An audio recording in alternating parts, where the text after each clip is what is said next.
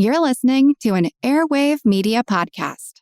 Ben Franklin's World is a production of Colonial Williamsburg Innovation Studios.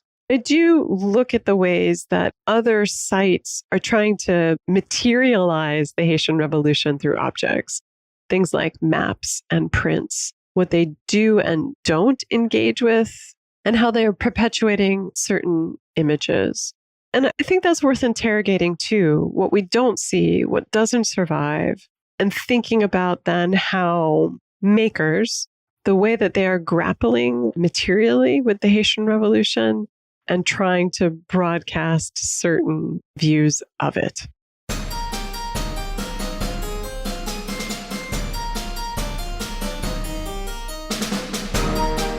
Hello, and welcome to episode 390 of Ben Franklin's World, the podcast dedicated to helping you learn more about how the people and events of our early American past have shaped the present-day world we live in. And I'm your host, Liz Covart. When we think about the American Revolution, the French Revolution, or the Haitian Revolution, we think about the ideas of freedom and equality. We think of those ideals because all three revolutions discussed obtaining 18th century versions of those ideals. What we don't always think about when we think about revolutions are the objects that inspired, came out of, and were circulated by those revolutions. Ashli White, an associate professor of history at the University of Miami in Florida, joins us to investigate the revolutionary things that came out of the American, French, and Haitian revolutions and circulated around the Atlantic world. Ashli is the author of the book Revolutionary Things: Material Culture and Politics in the Late 18th-Century Atlantic World. Now, during our exploration of revolutionary objects, Ashli reveals information about the age of revolutions in the Atlantic world, connections between the American, French, and Haitian revolutions, and what objects from these revolutions can teach us about the people and ideas who supported and protested them. But first, you still have time to get us your ideas for episode 400. The Colonial Williamsburg Innovation Studios team and I are collecting your ideas for how we should mark episode 400 in December. To send us your ideas about the guests you might like to hear from or the topics you would like to hear discussed, post a comment in our listener community on Facebook or send me an email, liz@benfranklinsworld.com. Okay, are you ready to dive deep into the age of revolutions and the objects that came out of those revolutions? Allow me to introduce you to our guest historian.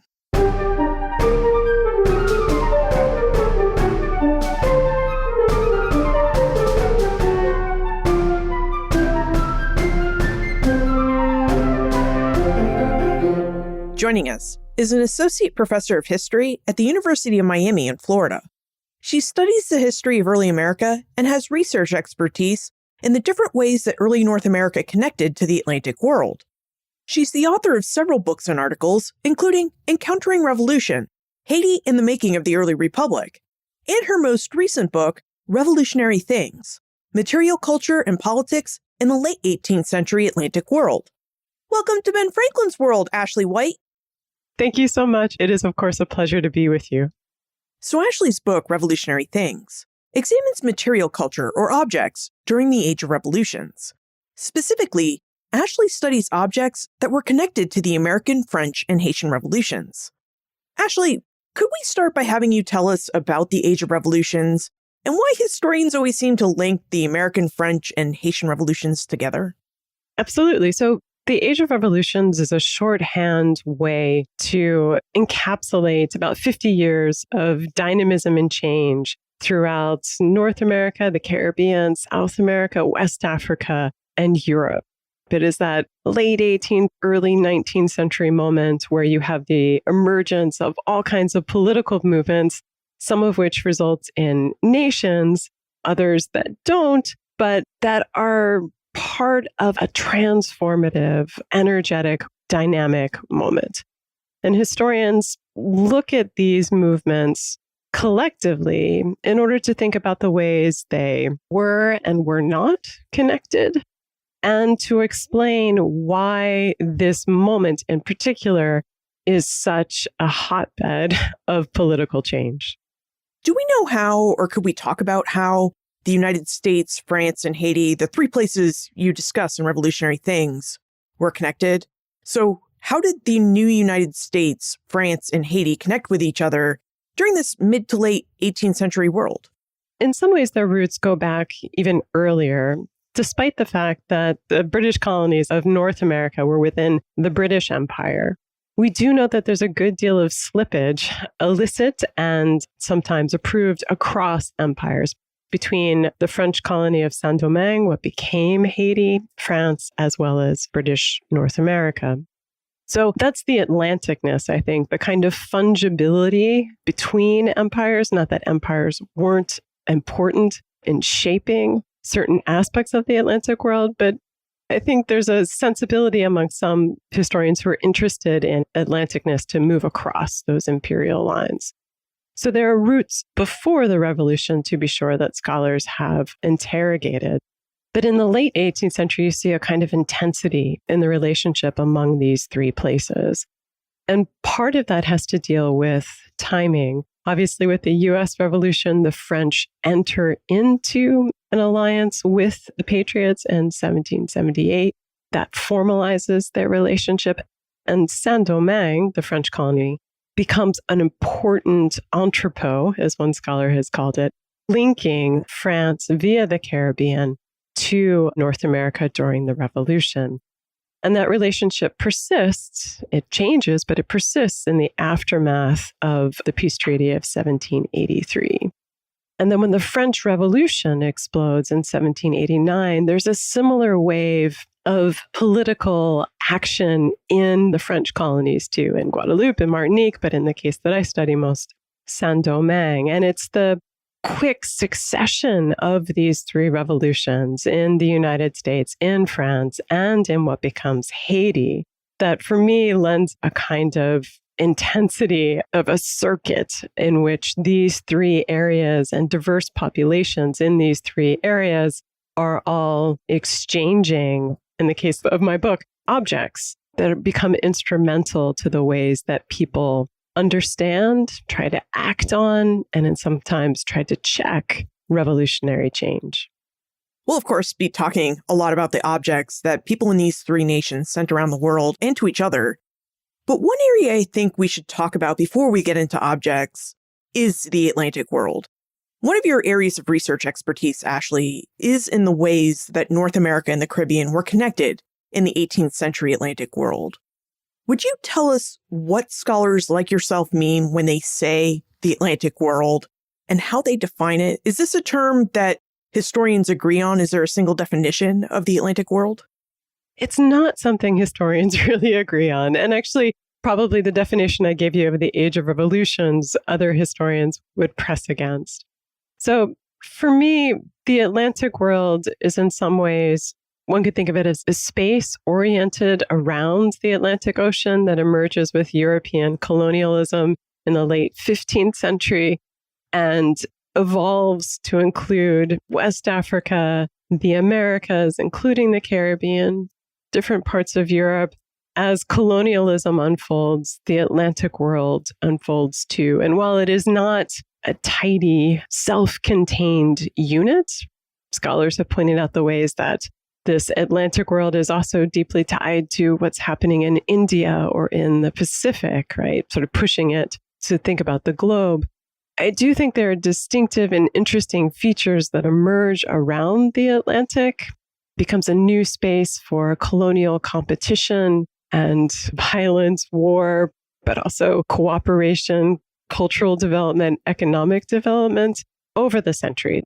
You can argue about, too, when the Atlantic world ends. But as somebody who's interested more in the early period, I sort of stop in the early 19th century. But it's a kind of paradigm of thinking transnationally in this period, which is, I think, an important move. It lends people to ask new questions and see places and people from new perspectives. And for me, that's the scholarly payoff. It constantly pushes me to expand horizons and to reconsider what I thought I knew. And now we're one definition away from really digging into your book, Revolutionary Things, where you make the case that material culture shaped the way that people in the Atlantic world understood revolutionary ideas like equality and freedom. So, Ashli, would you tell us what you mean by material culture and how we can use this type of historical source to study the past? I think for me in this book, material culture is centered around certain types of objects. So in the book, I look at ceramics and furniture, metalware, clothing, accessories, but I also include things like maps and prints as material culture rather than, say, as art historical kind of approaches, and even life-size wax figures.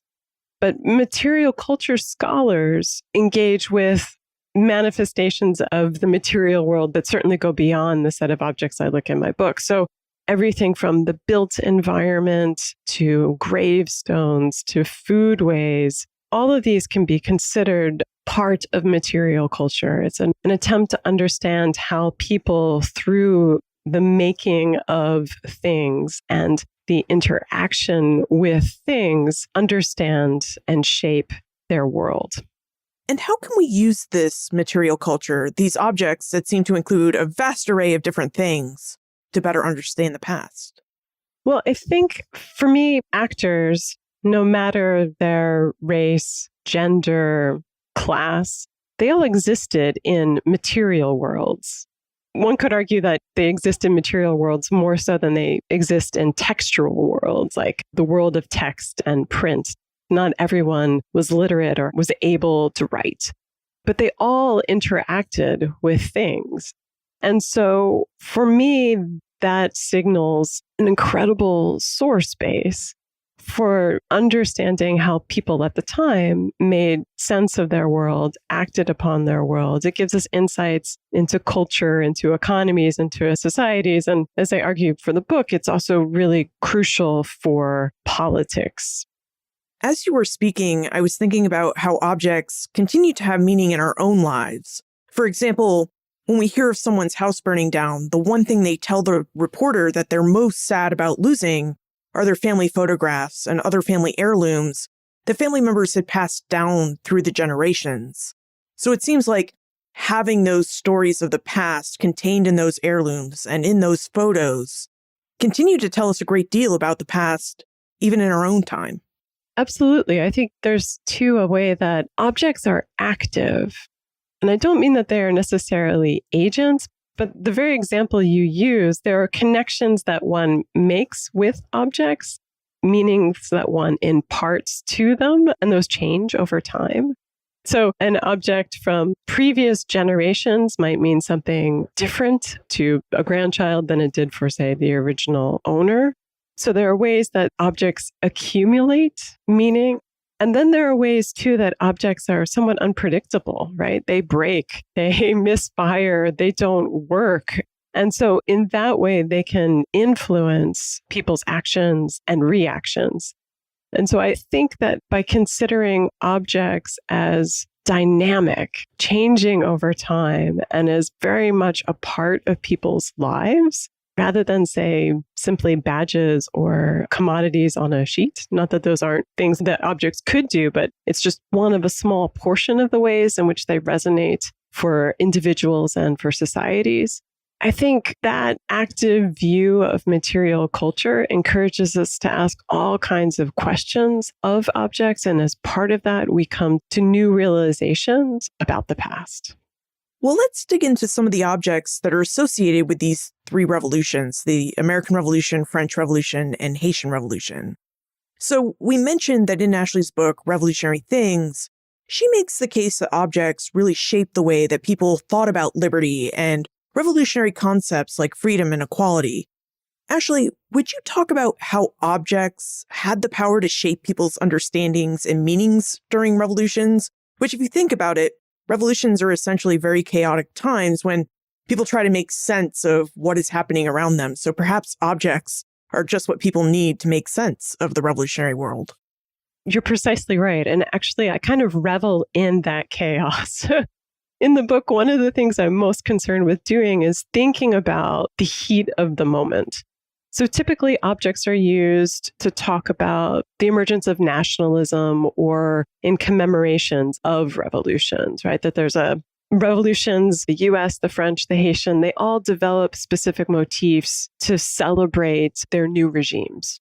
And this is an important window into the formation of unique political cultures, Republican with a small r, political cultures that are emerging at this time. But in a way, that's almost like aspirational and after the fact. What I try to do in the book is track the way that the circulation of certain types of objects among these three revolutions or associated with these three revolutions are a means through which people grapple with the ideals that are perpetuated by these revolutions and the unevenness of the application. So what I discovered in researching and writing the book is that certain genres of objects had different kinds of political capacity, so that it really mattered the type of good. So that ceramics, how they resonated politically in this Atlantic context, were different, say, than life-size wax figures. Or it also mattered where things were made and of what they were made. That introduced certain types of possibilities. So if it were made of cloth versus wood, that materiality and the values around it had certain resonances for 18th century actors. And it determined to a degree how that politicization unfolded. These were all deeply socially constructed too, that people had ideas of what kind of change they were willing to tolerate in their material worlds. And that influenced the politicization of objects too. And it mattered who had an object. So, for example, a formerly enslaved person in Saint-Domingue with a queensware platter, that had different valences, say, than the Duc d'Orléans in France buying one in the late 1780s. So who, where, when, all those moments shaped how people could imbue these articles with political meaning and look to leverage them in their world. So I guess that's why each chapter is dedicated to thinking about a genre and how that genre moves among the three, and then looking at the ways that they lean into political concepts. So uniforms have more to do with equality, prints have more to do with popular sovereignty, for all those factors that I just sketched out for you in terms of categories. I'm so glad you brought up ceramics, because one of the objects that you cover in your book, Revolutionary Things, has a real special meaning to me, and that is the No Stamp Act teapot. And the meaning that this teapot has for me is I am a scholar of the American Revolution, and I used to interpret and talk about the Boston Stamp Act riots during my time in the National Park Service. I used to talk about that event quite a bit, actually. And then on my very first trip to Colonial Williamsburg in April 2012, we came around my birthday, I went into a gift shop, and they had a replica of the No Stamp Act teapot. And it was just like the one that I had talked about in the Park Service and that I had seen in so many different books I'd read on the Revolution. It's a cream-colored pot with a bright red border, and it says No Stamp Act on it. And I just had to have that teapot. So my family bought it for me as my birthday present. And so I came home from this trip from Colonial Williamsburg with this teapot and with the leather fire bucket that I just had to have because that was just really cool. So that's my story with the No Stamp Act teapot. Ashli, would you tell us about the historical creation and meaning of that teapot for people who lived in the 18th century Atlantic world? Sure. I would have bought it too. I think it was a good choice for your birthday back in 2012. No, I think that is an iconic object for folks interested in the U.S. Revolution because of the ways that it seems to encapsulate some major trends. One, the No Stamp Act is the allusion to popular protest against the Stamp Act and the origins of the American Revolution and the politicization of it within the everyday. Because a teapot is something that folks would have used, especially white people would have used for drinking tea. And then, of course, then tea becomes politicized as a good a few years later. And it's also representative of something that scholars have pointed to called the consumer revolution in the 18th century. The way that certain manufacturers, particularly in Britain, around ceramics and cloth and metalware, were able to churn out. They had the industrial capacity to offer greater variety in certain key goods. And that people in the colonies began to consume these goods much more voraciously. And this becomes an intersection, right, between these two of goods, political protest, and they seem to intersect. So the teapot is fantastic in that respect. One of the things I discovered in working on this book is that those teapots are also incredibly rare in the world of ceramics in the 18th century, in that it would not have been an object that lots of manufacturers would have made. To be sure, they had the capacity to make it, and they did make a few. The exact numbers are difficult to determine because of the ways that records were kept. But we do know that those would have represented a really small slice of a ceramic maker's production. It would have been something speculative, something to have tried out on a market and to see how well it would have lasted. So what I'm more interested in the book is the way that in the case of ceramics, more everyday wares could become politicized. So your souvenir teapot, your replica souvenir teapot, in the 18th century, it would have been on creamware, which Britain excelled at making, and it was relatively inexpensive. But the plainer wares were things that people bought more often, in part because they were looking for something serviceable in their dinnerware to last them several generations. They didn't change ceramics over as much as small accessories, for example. So while I think that the teapot is indicative of certain trends, it doesn't encapsulate the full range of possibilities for ceramics. And so in the book, I trace the ways that Queensware in particular moves from Britain into France, North America, and the Caribbean, and the ways that its access to that particular good at certain moments by certain individuals has a kind of political currency that perhaps we haven't appreciated as much as we have appreciated the No Stamp Act teapot. I wonder if we could dig into the politics of manufacturing these everyday protest goods.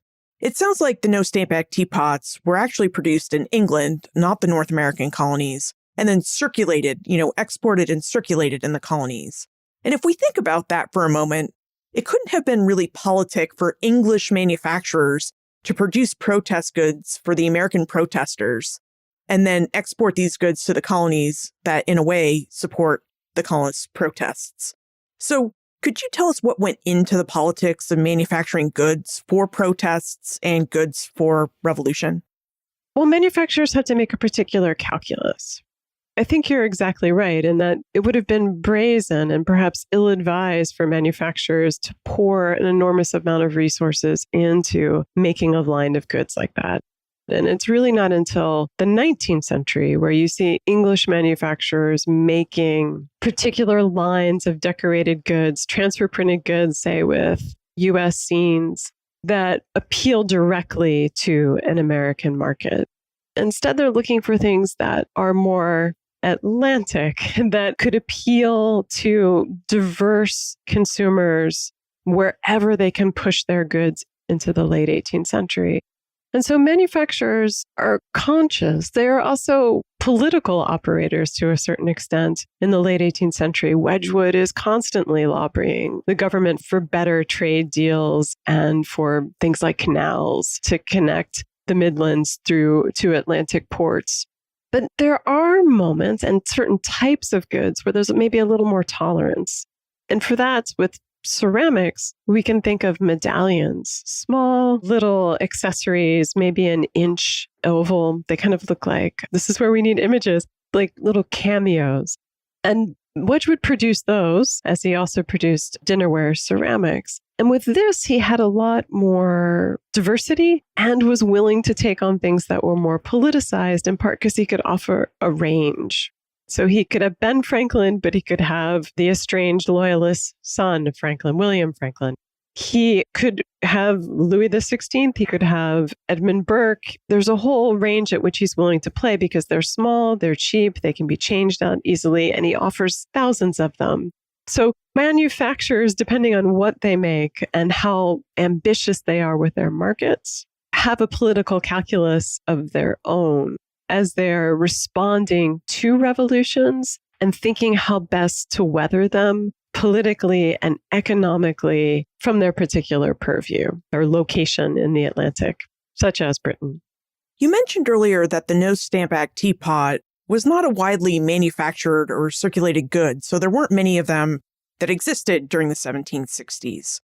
What about an object like a cockade, a clothing accessory that seemed to circulate widely during the Age of Revolutions? Would you tell us what cockades look like and about the different meanings they carried during the American, French, and Haitian Revolutions? Absolutely. So a cockade is a small rosette, usually of ribbon. It's something that could be easily sewn. Ribbon was a relatively inexpensive item in the late 18th century. And ribbon was incorporated in people's dress already. So it was used as a fastener, but also as a decorative trimming. And it can be found certainly in the wardrobes of the elite. But we also have evidence of enslaved people when they are able to buy or acquire ribbon to offer some kind of distinction to their clothing too. So it's something that runs the gamut, that is accessible, and that lots of people know how to work with it to create something like a cockade, which could be attached in lots of places. So it could be worn on hats. It could be pinned to lapels or to dresses. It would be something that would be distinctive and visible, but relatively small, and it could be removed, right? Unlike the No Stamp Act teapot, it's kind of hard to scratch off the slogan once it's on there. But cockades are something that one can choose to put on and one could choose to take off. And in the late 18th century, cockades became extraordinarily popular. They did have some association with politics previous to the Age of Revolutions. But what we see in the late 18th century and early 19th century is an explosion of cockades in volume and diversity. So almost every political movement, the various revolutions in Europe, those in the Caribbean and North America too, they adopt cockades as a way to signal their allegiance to a particular cause. So for the French, it was the tricolore, the red, white, and blue, which is what it continues to be. If you see Emmanuel Macron at any event, you will notice that he's often wearing a cockade. But because they are so easy to pick up, lots of people can embrace them. And one of the tensions around revolutions is who gets to participate in a revolution and to what extent. And with cockades, they quickly become adopted by not only elites and middle-class white people, whether they are in France or North America or in Saint-Domingue, but women take cockades, people of African descent, enslaved and free. They too pick up cockades in order to weigh into political moments. And what becomes particularly trickier about this around a cockade is that cockades have a firm association in the 18th century with the military. So a shorthand for describing one becoming a soldier, for example, is to pick up the cockade. And so they are associated not just with a political point of view, but a willingness to use force to carry through on that allegiance, as it were. So then they become incredibly controversial and they provoke all kinds of violence as people with different cockades meet on the street and as people of African descent and as women use their cockades to participate in revolutionary movements, taking up arms in some cases, in ways that white revolutionaries in France and the United States and Saint-Domingue have a difficult time coming to terms with that challenge of including those sectors into the people with all the rights that the people are looking to assert. It also seems like with the cockades, and it's probably true of other objects as well, but especially with the cockades, that they became a way for people of different nationalities who lived in different locations from these revolutions to show their support or perhaps their protest, or to make some other political commentary about specific revolutionary movements. For example, during the period of the Jay Treaty in the mid-1790s, when the United States was trying to figure out its trade alliances, France was in the early days of its revolution, And Great Britain was still trying to make the United States pay for its independence by impressing American goods, sailors, and ships, and by refusing to vacate American outposts in the West. So George Washington dispatched John Jay of New York to Great Britain to negotiate a treaty for favorable trade status.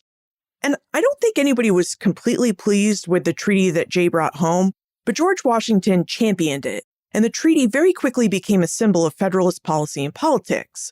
So if you were a budding Jeffersonian, you were out there wearing a French cockade, the tricolore, as you stated, Ashli, to state, France was our first ally, we need to support them in their revolution, and we shouldn't be allying with Great Britain, we should be allying with France. And I paraphrase those sentiments, but that pretty much encapsulates the sentiment that was being advertised by wearing that tricolor cockade in America. And this was a really big factor. The Jay Treaty was a really big factor in the political divisions of the early republic. So the Jeffersonian cockade was really just as much about a silent commentary on American politics as much as it was a show of support for France and the French Revolution. Exactly. There's a way that these international symbols of revolution get transposed, in the case of the US, onto political debates, right, which are deeply influenced by international affairs.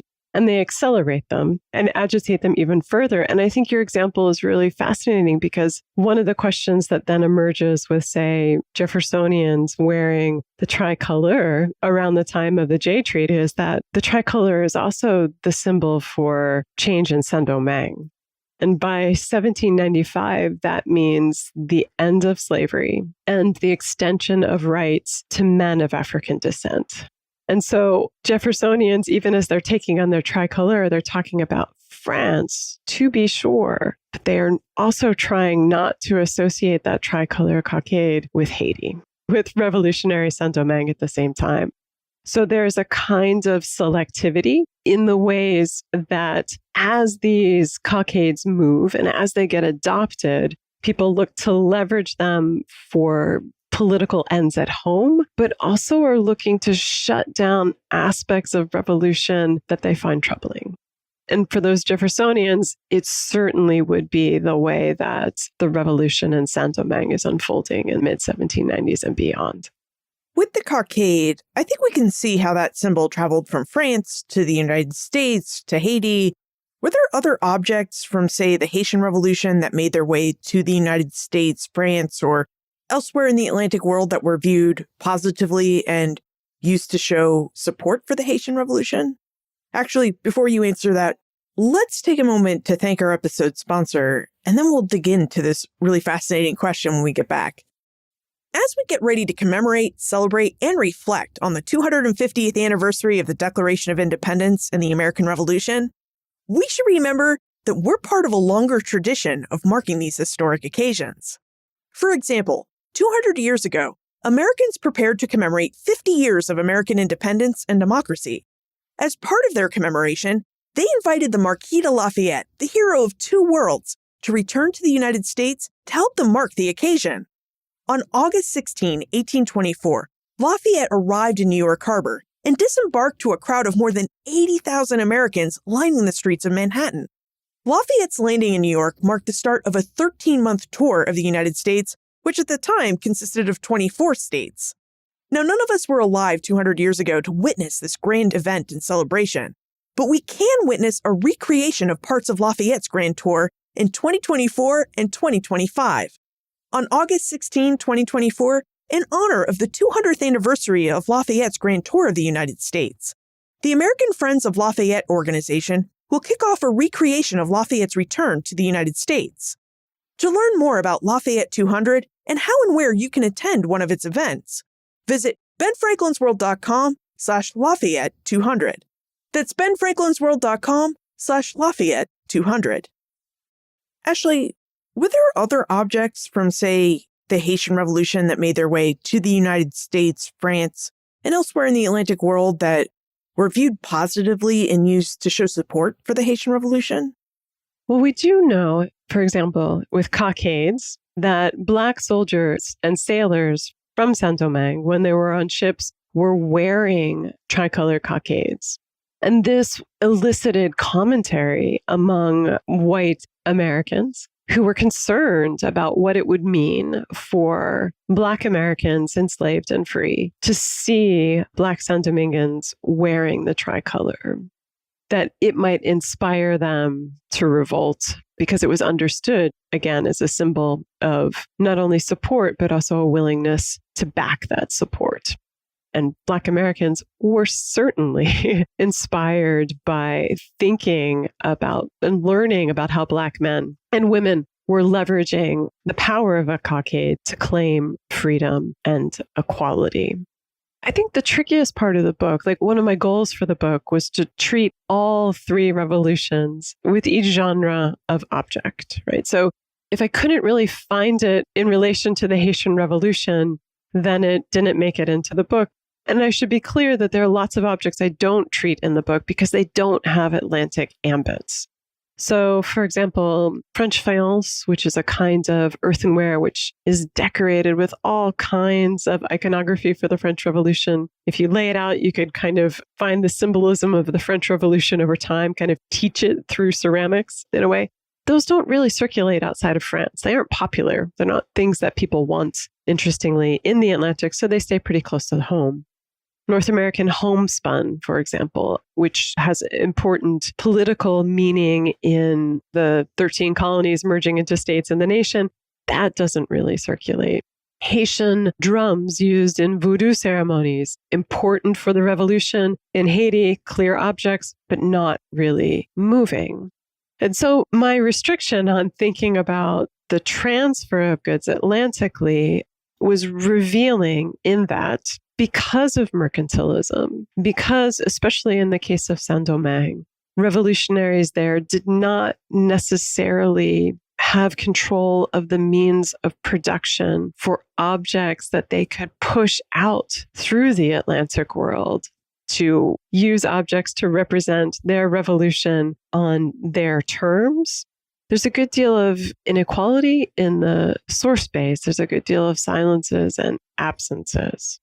So I try to get around that in multiple ways, looking at what I know had to be there, but maybe necessarily couldn't trace. Something like in terms of the provenance of objects that survive. So uniforms, military clothing, seized goods that I know Haitian revolutionaries are taking, they're selling, and they move, but don't quite have, say, the same provenance as French elite objects that are also on the move.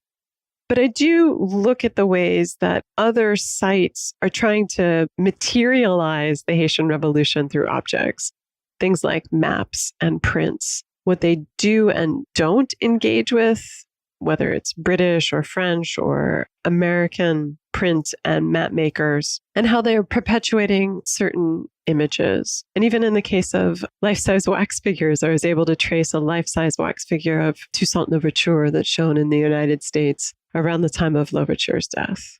And I think that's worth interrogating too, what we don't see, what doesn't survive, and thinking about then how makers, most of whom are white and have, despite their political spectrum, have a particular investment in maintaining racist hierarchies, the way that they are grappling materially with the Haitian Revolution and trying to broadcast certain views of it. Sorry, that's a long answer, but it's a complicated question, which methodologically and in terms of the narrative of the book, I was constantly engaging with. You mentioned maps, and I wonder if we could dig into maps for a bit. Because one of the most fascinating examples in your book, Revolutionary Things, is how people of African descent used maps as a way to claim power. And in Revolutionary Things, you have this wonderful map that you describe that was in the possession of Jose Antonio Aponte. He was a black carpenter who lived in Cuba, and he was planning a slave rebellion in 1812. But before Aponte's rebellion could take place, Spanish authorities captured him and confiscated all the maps in his possession. So Ashli, would you tell us about Jose Antonio Aponte and his maps, and what Aponte's interrogation by Spanish authorities reveals about how free and enslaved Black people used maps to both resist and assert power during the Age of Revolutions? my reading of Aponte is deeply indebted to scholars like Ada Ferrer and Matt Childs, who've written a good deal about Aponte's rebellion and all of its complexity. And one of the things that's so striking about Aponte and his planned rebellion is this thing that comes to be called the Book of Paintings. And Professor Ferrer has this website, which actually all of your listeners can go and check out, and I encourage you to do, called Digital Aponte. On that site, she has transcribed and translated parts of the interrogation. So the Book of Paintings, which included maps, doesn't survive. But the interrogator's questions about the content of those images does. And what's noticeable about those images is that there's no text. Instead, it seems that Aponte was narrating histories, episodes, using the images as launching points for inspiring people to join the cause and to rebel in Cuba. And for me, it was fascinating that maps were part of that Book of Paintings. I mean, there were images in that Book of Paintings of Haitian revolutionary leaders, right? Like Henri Christophe or Toussaint Louverture. And those matter, to be sure. But the maps were captivating, in part because one of the things that I found fascinating was the ways that revolutionaries in Saint-Domingue and France and the US were using maps were a tool of revolution. They're necessarily politicized. Like a map, as map scholars have talked about, is politicized, right? Somebody's putting out a particular vision of the world, and usually that has a political grounding. And maps in an age of revolution, one of the means through which they become really important and politicized is through war. You need maps in the late 18th century, it was commonly believed, for effective warfare. And one of the things I was able to trace was that Black armies in Saint-Domingue were clearly using maps in order to coordinate their campaigns as the armies grew. They were getting their hands on published maps. They were making their own maps because every military in this period was complaining about the inaccuracy of maps. So it wasn't just having a map, but it was constantly mapping and correcting. So we know that Black armies are participating in that and then using their spatial understanding via maps and the landscape to fight for liberty and equality. So that's a way through a very kind of practical means through which maps become politicized. And what's interesting, there's a limit to that too, right? And the Aponte story, as well as what happens with the Haitian Revolution, is a part of it. Because while Black armies are mapping throughout the late 18th century, Toussaint Louverture is hiring engineers to make all kinds of maps throughout his time in Saint-Domingue. Not many of those get printed and disseminated Atlantically. In fact, you don't really see, in the aftermath of the Haitian Revolution, a map that calls Haiti, Haiti, produced outside of Haiti until the 1810s. So it's part of that inability to acknowledge the Haitian Revolution and Haiti as an independent state. So while Black actors like Aponte and like the leaders and soldiers in revolutionary Saint-Domingue and Haiti are mapping their worlds and using those maps to affect change, or in the case of Aponte, try to affect change, to try to change the narrative and to realize freedom and equality, they run into the structural limits of an Atlantic world that is still wedded to a particular racist notion of society and of politics. And so the translation into printed maps, because they don't control the means of that production and its dissemination, is severely limited. But it gives us a portal into understanding how they are reimagining via revolution and through objects the spatial organization that revolution can bring. Now, regarding Aponte's maps, when we think of historians who study objects, we may picture them in an archive or in a museum and likely holding or looking at something like the No Stamp Act teapot or a cockade. But my understanding from your book, Revolutionary Things, is that Aponte's map, his book of paintings, is not an object that has survived time. So we don't have it to look at it today. There's no library or archive that has this book because it just didn't survive. So Ashli, how did you examine material culture like the Book of Paintings? How did you examine Aponte's map if the physical maps have been lost to time? That's a fantastic methodological question. And so in the case of Aponte, we know about it through the interrogation. And we know about other objects too through similar interrogations. Vincent Auger, who I used to start the book, we know about the objects he had with him when he showed up in Saint-Domingue because they take apart his luggage and they describe what's in it and they ask him about it. Aponte, they go through every single image in his book of paintings and they get him to talk about it. And that is a tricky source, right? Because it is mediated. It is a coerced situation. That individual being interrogated, like Aponte, is trying to perhaps not being completely transparent about the meaning of these images or what exactly is being depicted, in an effort to perhaps save future campaign for rebellion, to try to avoid death, although for many of those actors, I think they realize that that's an impossibility. But there's a desire to obfuscate the meaning and potential meaning of these things for the master class, the ruling class that's interrogating them. And so methodologically, one has to be extraordinarily careful to deal with things that don't survive. But there's so much that does not survive that in some ways I feel like it would be foolhardy not to try and engage and to build as best as we can a vision of what that material looked like or might have looked like based on what we know. So for dealing with absences, one looks at a good deal at what does survive. Like I ended up looking at a lot of maps from this period to get a sense of the genre, what was out there, what was available, what was the common lexicon that people would use to denote certain features on maps. Like what was the lingua franca of mapping? And then to try to find as many written accounts as I could of people talking about maps, sort of using the language of maps. And that ranged from soldiers' diaries to these kinds of inquisitions to fleeting references in newspapers.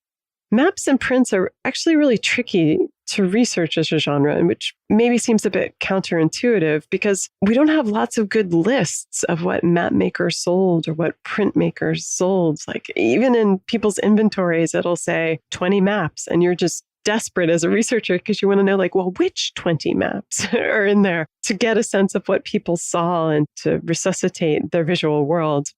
So it takes a good deal of interdisciplinary work to look at what does remain, look for as many references to what no longer exists, and to think deeply about the context in which those descriptions and those surviving objects existed and exist now, to make sense of the power dynamics and to try to then get a sense of what might have been intended with someone like Aponte as he's showing maps as part of his inspiration for individuals to join his rebellion.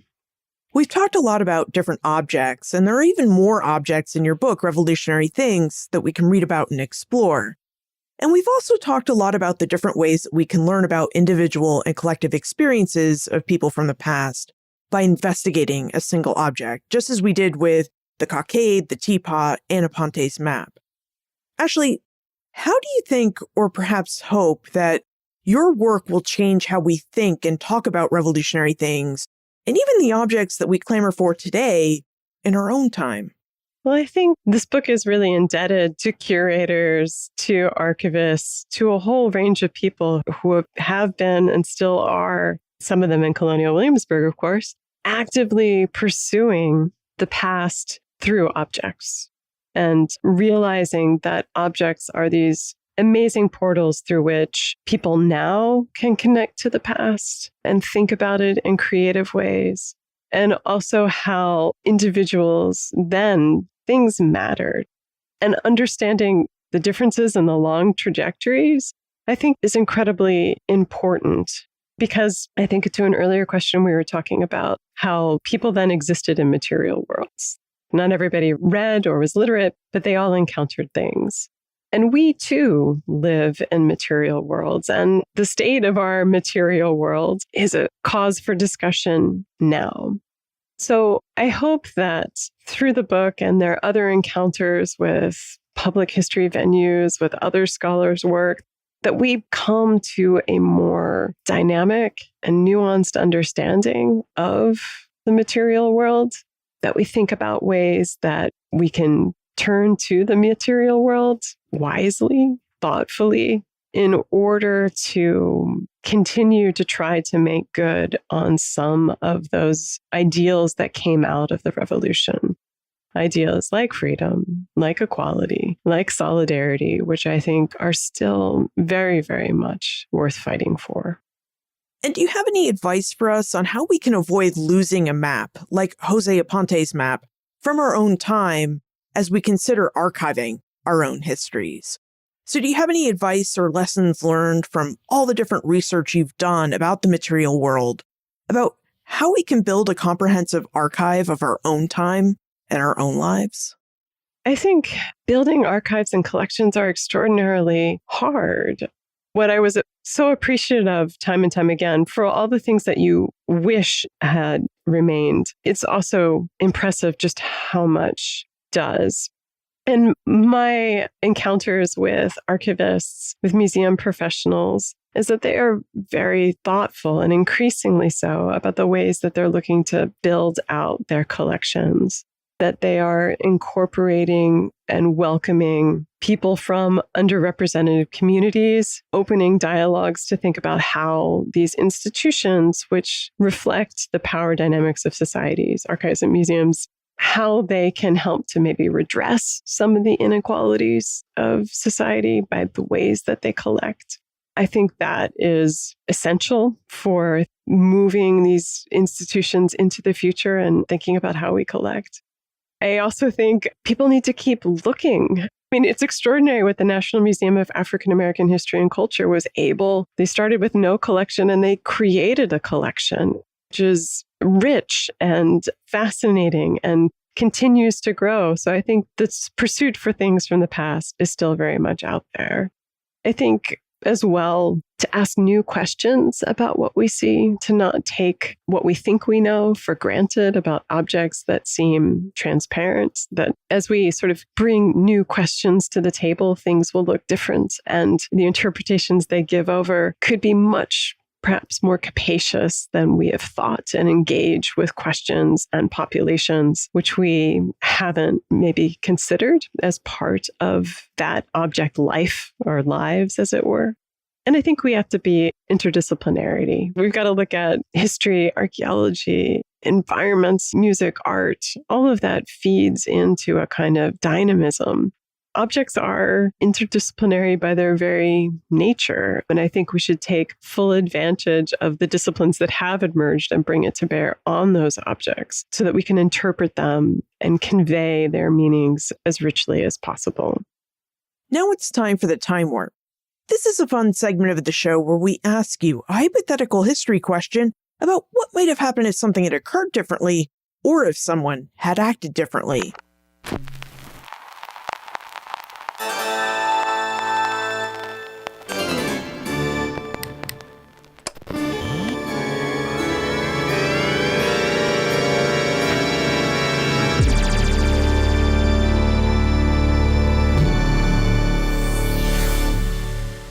Ashli, what do you think would have happened if more material culture related to the Haitian Revolution had been more widely circulated in the new United States? How might that have shaped understandings of freedom and equality in the new fledgling nation? I love that question. I think it would have been tremendous, actually, if more objects from the Haitian Revolution had traveled to the United States, but it also reached Europe, France, and other sites throughout the Atlantic. I think what would have been so powerful about that reach would have been the ways that it would provide Haitian revolutionaries the ability to broadcast their particular vision of freedom and equality and solidarity, and to have it potentially enter the lives of others throughout the Atlantic world. It would have been a way for them to assert the Haitian Revolution and its political content as it was unfolding. Haitian revolutionaries did this as much as possible through texts, and those had an impact. But I think the objects would have been remarkable. I do think that for many white people throughout the Atlantic world, they would have been extraordinarily difficult to accept on the terms that Haitian revolutionaries would want them. I think there would have been a good deal of resistance to them. I think among people of African descent, free and enslaved, it would have been an extraordinary source of inspiration, of conversation, of part of the ideological flowering of what some scholars have called the Black Atlantic. And I think for historians, it would now, of course, because I can't resist that aspect of it too, it would be a tremendous benefit for helping us talk about the Haitian Revolution on the terms that Haitian revolutionaries wanted to be seen. And that would be a spectrum, to be sure. It's not to say that all Haitian revolutionaries agreed. They didn't all agree in France. They didn't all agree in the United States. But to see more of the internal workings of that ideology and politics and worldview as it was unfolding in the 1790s and the early 1800s, it would be extraordinary. And I think it would place the Haitian Revolution even more centrally to the age of Atlantic revolutions then as well as now. So, Ashli, now that Revolutionary Things is out in the world, what aspect of Atlantic history are you researching and writing about now? I am contemplating my next move. I am curious about how the experience of revolution and war and revolution, and then the aftermath of reconstructing after revolution, how that shapes people's understandings of their environments.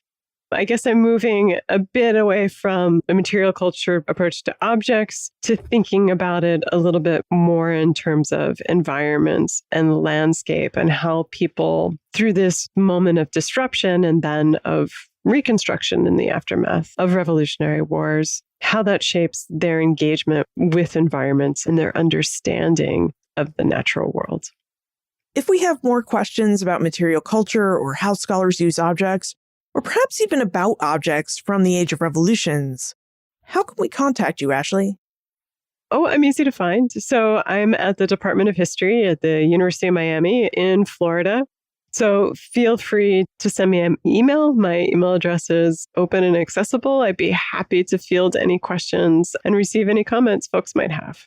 Ashli White, thank you for joining us and helping us think through the Age of Revolutions through the objects that were produced, circulated, and thought about during that time period. Thank you so much. This has been such a pleasure. Objects open portals to the past. Just as the objects we receive from family members or buy for a special occasion, objects carry meaning and purpose. For example, the No Stamp Act teapot commemorated and shared the sentiment of protest that many Americans carried when Parliament tried to tax them in 1765. Now, although not widely circulated, as Ashli revealed, the teapot carried layers of meaning. From the idea that it was not okay for Parliament to tax the colonies through the Stamp Act, to the idea that English manufacturers were making this creamware ceramic in England and then exporting it to what many in England viewed as their rebellious colonies. So the teapot not only proclaimed the idea of protest, it also served as an act of support for the colonies. Now, more widely circulated and more accessible than the No Stamp Act teapot was the French tricolor cockade. As Ashli noted, cockades were relatively easy to buy and create, and easy to display and take off when circumstances required it. The cockade is also a great example of how objects of revolution carry and change meaning. In France, the cockade was a show of support for the French Revolution and its ideals of white male freedom, equality, and brotherhood.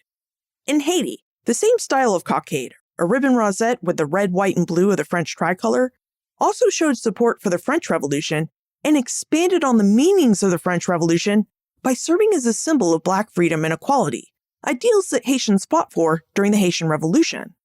And within the context of the United States, the tricolor cockade continued to mean support for the French Revolution, as well as a symbol of protest against Federalist policies and politics. However, as Ashli stated, the expanded definition of French freedom, equality, and brotherhood for white and Black Frenchmen that the Haitians applied to it was not a meaning that white Jeffersonians wanted to carry over into the United States. Studying the objects of revolution such as the no-stamp-back teapot, the French and Haitian cockades, and even the maps and images created by individuals like José Antonio Aponte, allow us to gain a deeper understanding of the American, French, and Haitian revolutions. And what about those revolutions mattered to the people who lived through them and watched them from afar? Now, reading the ideas of revolutions can help us gain a similar understanding of what mattered to people and what they thought was worth fighting for. The written word tends to represent only the literate population, typically the elite and mercantile classes, while objects, as Ashli pointed out, tended to be more universally available and adopted by all kinds of people, the literate and illiterate, to express their sentiments of what they thought was worth fighting for. So as we think about the age of revolutions, or any aspect of the past, we would do well to investigate not just the words and ideas of revolutions, but also their objects and material goods. You can find more information about Ashli, her book, Revolutionary Things, plus notes, links, and a transcript for everything we talked about today, all on the show notes page. benfranklinsworld.com/390. Friends tell friends about their favorite podcasts. So if you enjoyed this episode, please tell your friends and family about it. Production assistance for this podcast comes from my colleagues at Colonial Williamsburg Innovation Studios: Jordan Hammond, Ashli Bachnight, Derek Glitback, and Morgan McCullough. Breakmaster Cylinder composed our custom theme music. This podcast is part of the Airwave Media Podcast Network. To discover and listen to their other podcasts, visit airwavemedia.com. Finally, what objects and material goods fascinate you? Is there an object or set of objects from the early American past that you'd like to see us investigate on this podcast? Let me know. Liz@benfranklinsworld.com. Ben Franklin's World is a production of Colonial Williamsburg Innovation Studios.